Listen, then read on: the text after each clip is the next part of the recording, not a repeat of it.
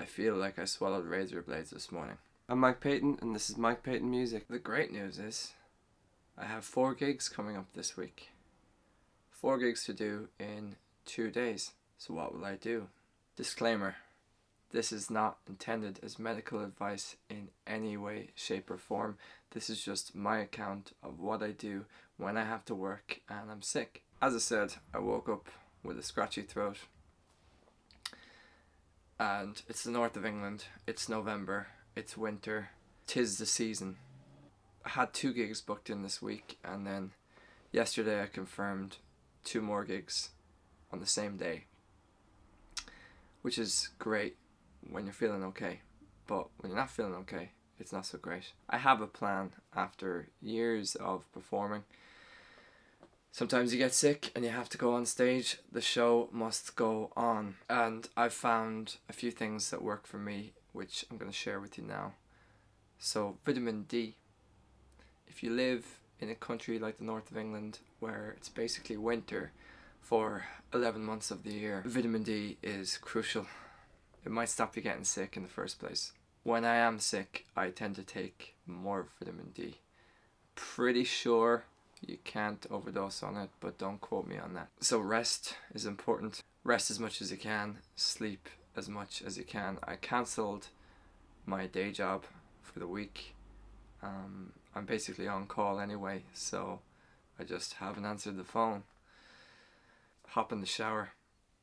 I find the heat relaxing and the steam helps unclog things. On that note, baths, when I feel particularly run down, a bath which is as hot as I can stand it, filled to the brim with as much Epsom salts as I have on hand. Half an hour in a bath like that, and I tend to feel pretty good. Even better if you can have a nap after it. Hot drinks.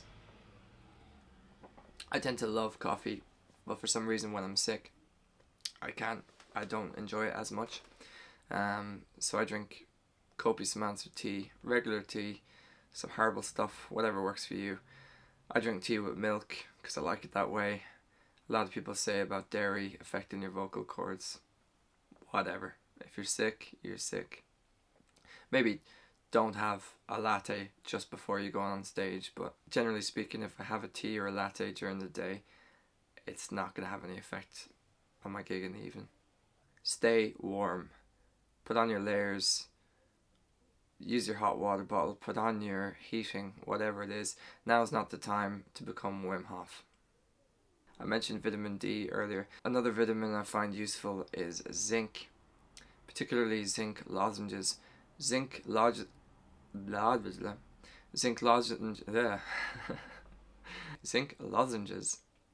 are particularly useful. I find I buy these minty ones, link in the description. Zinc lozenges are the only vitamin, as far as I'm aware, that is in any way shown to shorten cold or flu duration. But regardless of that, I find them quite soothing generally. I tend not to reach for the store-bought lozenges because they're just full of sugar, and I tend to steer away from sugar generally.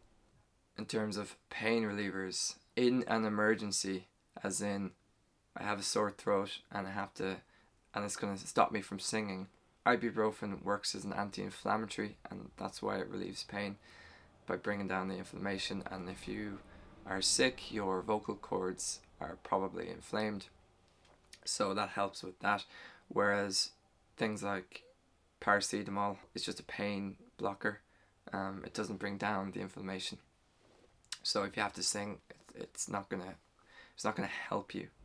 If you're all blocked up, I'm actually not on this occasion, but if I was, I would be using saline solution spray. Sterimar is a brand I use, and that tends to clear things up. I've also bought a neti pot, but I've not needed to use it yet, but I will give it a go. Your saline solution spray doesn't work. In an absolute emergency, I would use a Sudafed. I would basically take a Sudafed just before a gig, maybe half an hour before a gig, if I was desperate. People say dries up your vocal cords and your nasal passages. It's probably true, but I would literally just take it as a once off. I wouldn't be taking it throughout the day when I didn't need to sing. Another thing a lot of musicians and singers swear by is a nebulizer or a steamer. Got some here. Your steamer is literally, you put hot steam, you put in hot water and you inhale, and your nebulizer, you put in saline solution, and it's cool mist, it's not hot steam. So let's talk about some of the differences.